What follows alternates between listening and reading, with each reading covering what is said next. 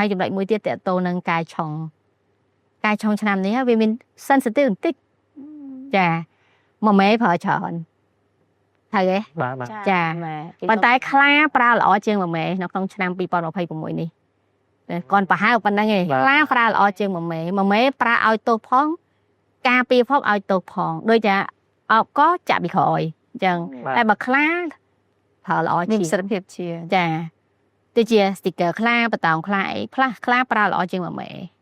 តែសួរ1មេប្រើបានតែល្អផងអាក្រក់ផងអានឹងអញ្ចឹង